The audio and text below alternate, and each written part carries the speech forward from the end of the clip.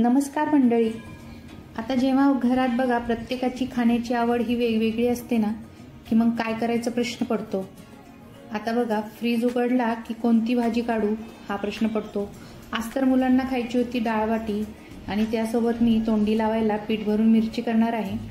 त्यासाठी मी मिरच्यांचा डब्बा काढलेला आहे.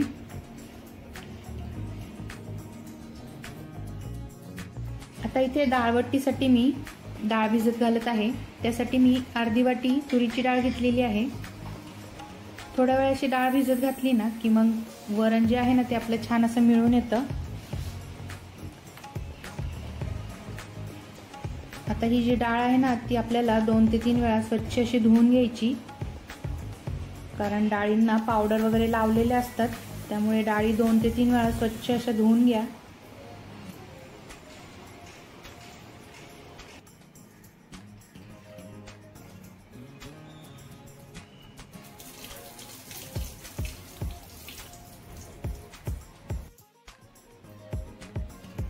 आता डाळ धुतल्यानंतर यामध्ये आपल्याला पाणी घालायचं आहे आणि एक 10 ते 15 मिनिटं ही डाळ आपल्याला अशीच भिजू द्यायची.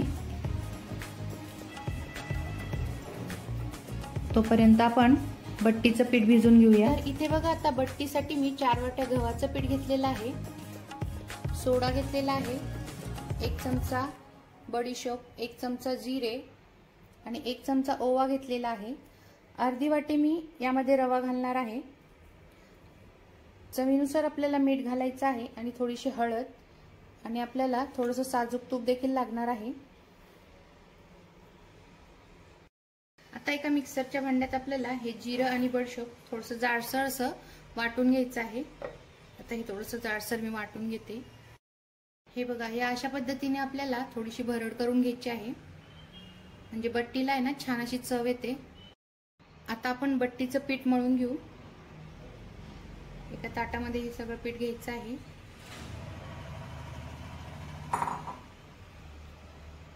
आता यामध्ये हा अर्धी वाटी रवा घालायचा, भरड घालायची, ओवा असा हातावर चोळून घ्यायचा म्हणजे छान वास येतो ओव्याचा. चवीनुसार आपल्याला यामध्ये मीठ घालायचं, थोडीशी अशी हळद घालायची आणि खायचा सोडा घालायचा आपल्याला.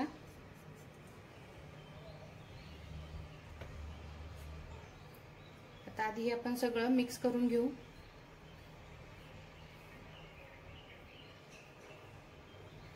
आता यामध्ये आपल्याला साजूक तूप घालायचं आहे. इथे तुम्ही तेल देखील घालू शकता. आता हे सगळं या पिठाला चोळून घ्यायचं आधी, म्हणजे बट्टी आपली छान अशी खुसखुशीत होते.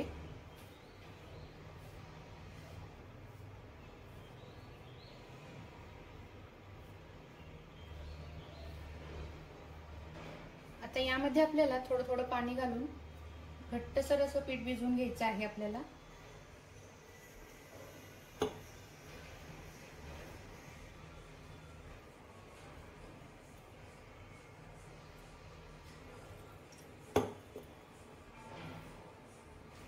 हे बघा, असं घट्टसर आपल्याला हे पीठ भिजवून घ्यायचं आहे. असं तर वेगळं बट्टीचं पीठ दळून मिळतं, पण एखाद्या वेळेस पीठ नसेल आपल्याकडे तर असं रवा घालून तुम्ही बट्टीचं पीठ भिजवू शकता. तर यावरती थोडंसं तूप टाकायचं. छान एकसारखं आता हे पीठ आपल्याला मळून घ्यायचं आहे.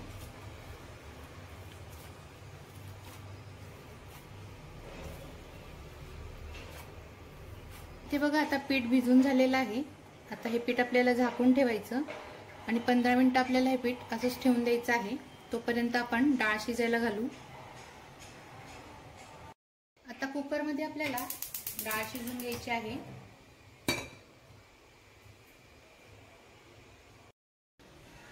आता कुकरला ही भिजवलेली डाळ घालायची आहे. डाळ एक 10-15 मिनिटं भिजवली ना की छान शिजते.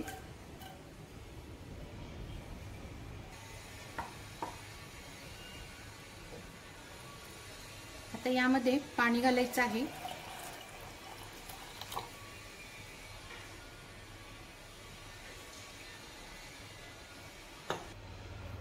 आता इथे बघा डाळीला उकळी आलेली आहे.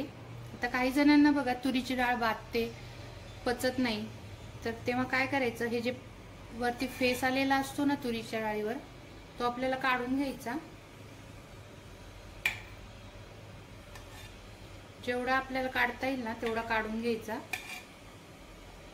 म्हणजे तुरीची डाळ जी आहे ना ती भाजणार नाही.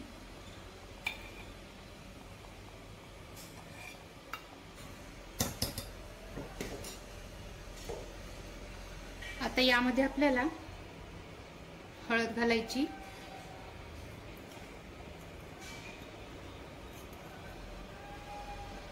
हिंग घालायचा, चवीनुसार आपल्याला मीठ घालायचं आहे. एक बारीक चिरलेला कांदा घालायचा, म्हणजे डाळीमध्ये तो छान असा मिळून येतो. एक बारीक चिरलेला टोमॅटो घालायचा, थोडीशी अशी कोथिंबीर घालायची, म्हणजे वरणाला आहे ना छान चव येते. व्यवस्थित आता हे मिक्स करून घेऊ.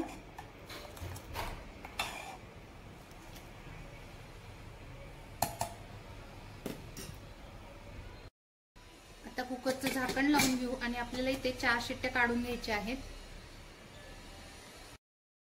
तर हा कुकर जो आहे तो या गॅसवर मी शिफ्ट करते आणि इथं बट्टीसाठी आपल्याला आता पाणी ठेवायचं आहे उकळायला आणि बट्ट्या आपल्याला आता वाफवून घ्यायच्या आहेत. इथे बघा आता बट्टीचं पीठ देखील आपलं छान असं भिजलं आहे. परत एकदा असं व्यवस्थित मळून घ्यायचं.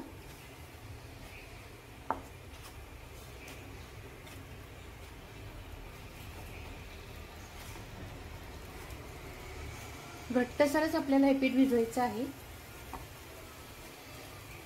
आता आपल्याला या पिठाचे गोळे करून घ्यायचे आहे.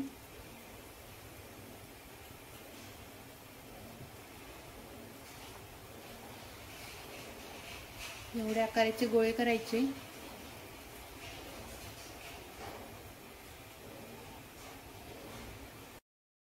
इथे बघा आता सगळे गोळे करून झालेले आहेत. हे आता आपल्याला लाटायचे आहेत. आता काय करायचं, एका चाळणीला आपल्याला तेल लावून घ्यायचं आहे.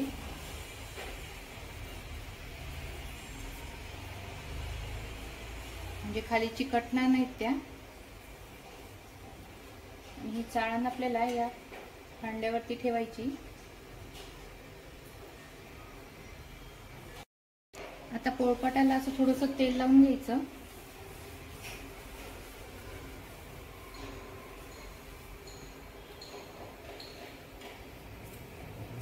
त्यावरती आता ही बट्टी आपल्याला लाटून घ्यायची आहे. पातळ अशी लाटून घ्यायची.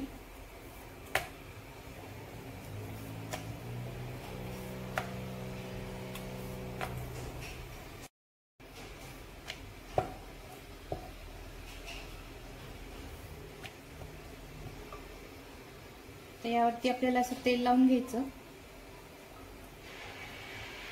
अशी फोल्ड करायची, परत थोडंसं तेल लावायचं, इकडनं पण अशी फोल्ड करायची.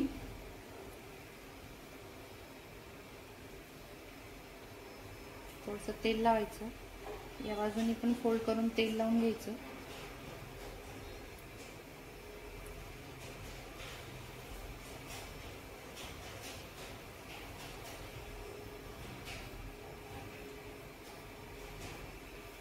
अशी आपल्याला ही बट्टी बंद करून घ्यायची.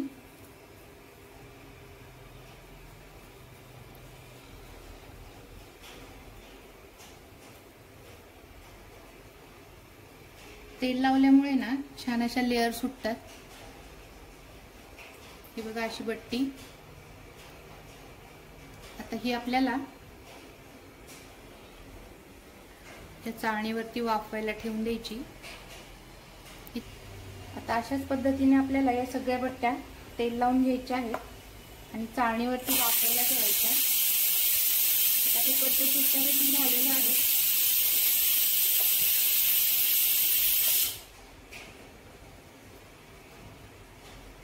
आता आता बट्ट्या लावताना अशी थोडीशी जागा सोडायची, कारण बट्ट्या ज्या आहेत ना नंतर फुलतात, कारण आपण त्यामध्ये थोडासा सोडा घातलेला असतो ना, त्यामुळे त्या फुलतात. आता यावरती आपल्याला झाकण ठेवायचं आणि 10 ते 15 मिनिटं या बट्ट्या आपल्याला वाफवून घ्यायच्या आहेत.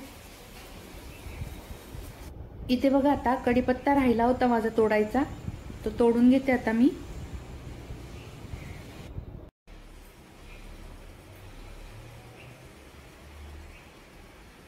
आता या बट्ट्या झाल्यात म्हणून कसं ओळखायचं, तर असं बोट लावून बघायचं.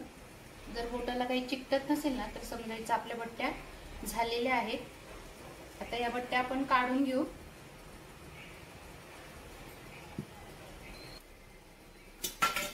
आता या बट्ट्या आपण काढून घेऊ. खाली अजिबात चिकटत नाहीये, म्हणजे या बट्ट्या आपल्या झालेल्या आहेत.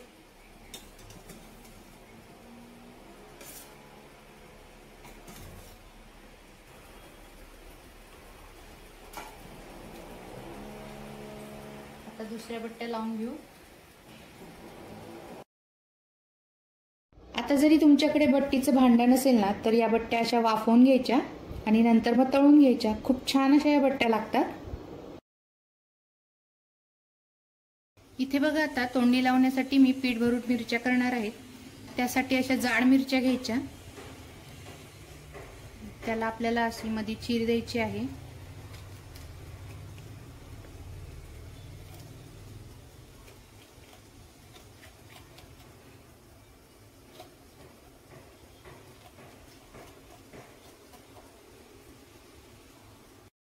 हे बघा असा कट देऊन झाला ना, यातल्या ज्या बिया आहेत ना त्या आपल्याला काढून घ्यायच्या आहेत, म्हणजे तिखट लागणार नाही खाताना.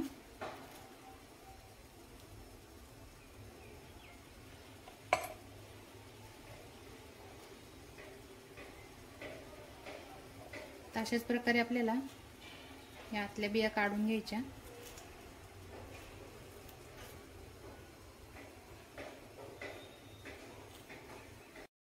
आता यामध्ये आपल्याला मीठ भरायचं आहे.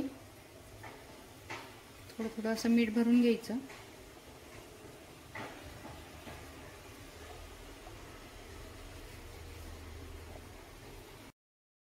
आता इथे मी 4 चमचे बेसन पीठ घेतलेलं आहे.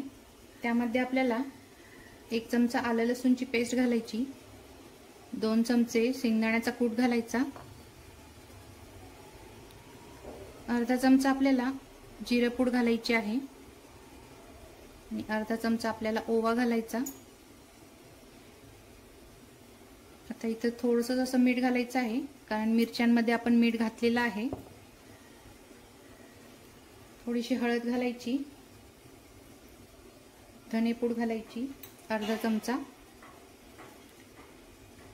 आणि आता यामध्ये आपल्याला 2 ते 3 चमचे तेल घालून घ्यायचं.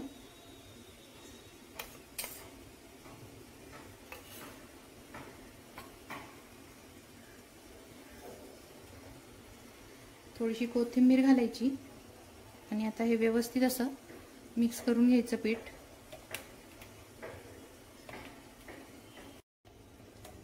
आता यामध्ये आपल्याला थोडंसं असं पाणी घालायचं, अगदी थोडंसंच घालायचं आणि परत एकदा छान हे मिक्स करून घ्यायचं आहे. आता हे जे पीठ आहे ना या मिरच्यांमध्ये छान असं दाबून भरायचं. पाणी घातलं ना थोडंसं की छान असं दाबून पीठ भरता येतं, म्हणून किंचित आपल्याला पाणी घालायचं. आता सगळ्या मिरच्यांमध्ये मी पीठ भरून घेते.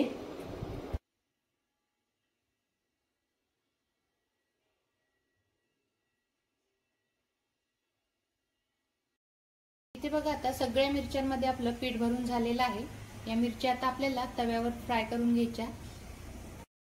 इथे आता बघा मी लोखंडी तवा घेतलेला आहे. तव्यावरती आपल्याला थोडंसं असं तेल घालायचं. आता तेल तापलं की त्यामध्ये आपल्याला मिरच्या ठेवायच्या आहे. ही जी पिठाची बाजू आहे ना ती वरती ठेवायची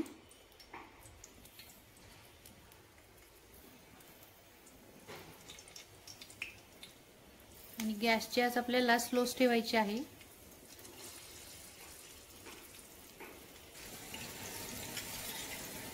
आता या मिरच्या आपल्याला 1-2 मिनिटांनी दुसऱ्या बाजूने पलटी करून घ्यायच्या.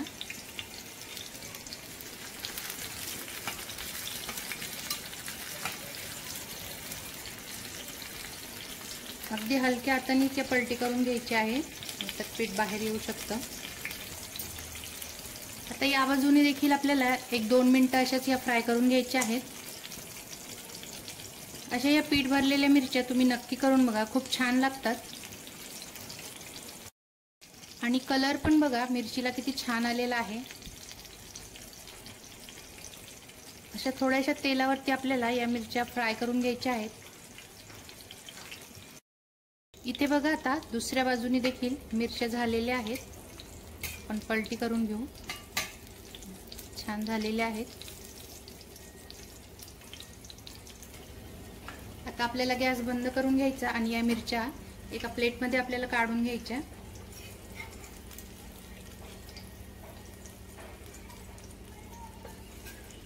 मस्त असा मिरच्यांना कलर आलेला आहे. हे बघा मस्त अशा पीठ भरून आपल्या मिरच्या तयार आहेत. आता आपण वरणाला फोडणी देऊन घेऊ. इथे बघा आता वरण झालेलं आहे. आता हे वरण रवीने थोडंसं घोटून घ्यायचं.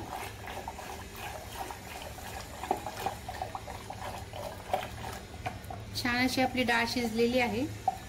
डाळ थोडीशी अशी भिजत घातली ना की वरण छान होतं. एकसारखी अशी मिळून येते ती डाळ. आता वरणाला आपण फोडणी देऊन घेऊ. पातेल्यामध्ये आपल्याला थोडंसं तेल घालून घ्यायचं. तेल तापलं की त्यामध्ये थोडंसं जिरं घालायचं, मोहरी घालायची. मोहरी छान तडतडू द्यायची. त्यामध्ये आपल्याला कढीपत्ता घालायचा.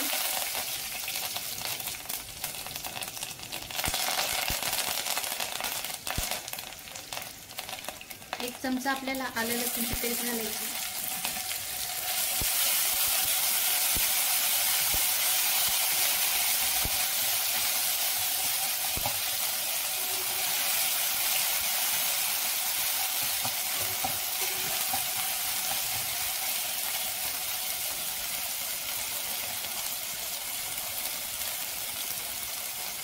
यामध्ये आपल्याला सुक्या लाल मिरच्या घालायच्या आहेत. गॅसची आता स्लो करायची. यामध्ये काश्मीरी लाल मिरची घालायची आहे, 1 चमचा.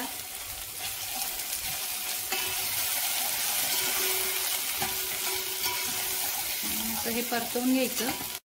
आता हळद आणि हिंग आपण वरणामध्ये घातलं होतं, त्यामुळे आता परत घालायचं नाही. यामध्ये हे वरण घालून घ्यायचं. आता वरण घट्ट असल्यामुळे यामध्ये मी थोडंसं गरम पाणी घालणार आहे. तुमच्या आवडीनुसार तुम्ही वरण कमी जास्त पातळ करू शकता. आता यामध्ये आपल्याला चवीनुसार थोडंसं मीठ घालायचं आहे, कारण आपण यामध्ये पाणी घातलेलं आहे. आता या वरणाला आपल्याला एक उकळी येऊ द्यायची. इथे कढईमध्ये तेल गरम होतंय तोपर्यंत आपण या ज्या बट्ट्या आहेत ना त्या कट करून घ्यायच्या आहेत. आता या बट्ट्यांचे आपल्याला 4 तुकडे करून घ्यायचे आहेत. सुरीने असे कट करून घ्यायचं.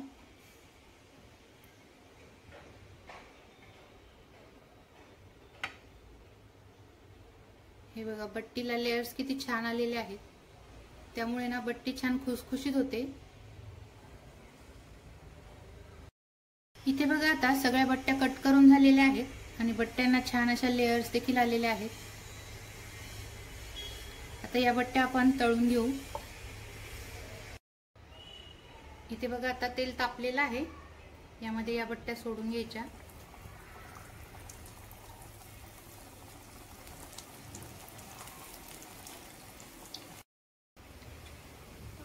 मीडियम फ्लेमवरतीच आपल्याला या सगळ्या बट्ट्या तळून घ्यायच्या आहेत.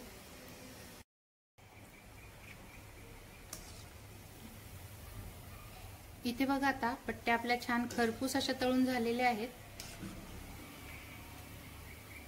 हे बघा बट्ट्यांना छान अशा लेयर्स आलेले आहेत आणि खायला देखील या बट्ट्या खूप छान लागतात. आता आपण एका प्लेटमध्ये या काढून घेऊ.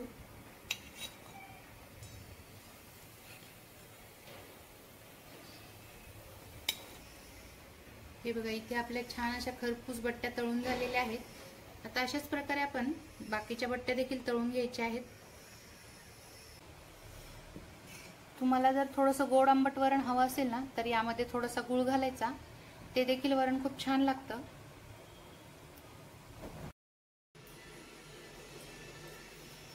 इथे बघा आता सर्व बट्ट्या करून तयार आहेत आणि तोंडी लावण्यासाठी पीठ भरलेली मिरची देखील आपली तयार आहे. आता आपण ताट करून घेऊ.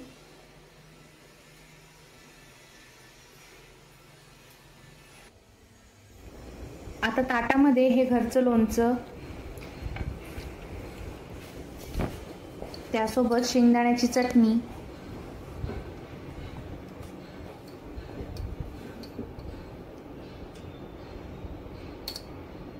आणि या पीठ भरून केलेल्या मिरच्या, त्यासोबत हे फोडणीचं वरण आणि त्यावरती असं मस्त साजूक तूप आणि या खानदेशी पद्धतीच्या बट्ट्या. तर मंडळी या जेवायला. इथे बघा आता खानदेशी पद्धतीची माझी डाळ बाटीची रेसिपी तयार आहे. तुम्हाला देखील ही रेसिपी आवडली असेल तर नक्की ट्राय करून बघा.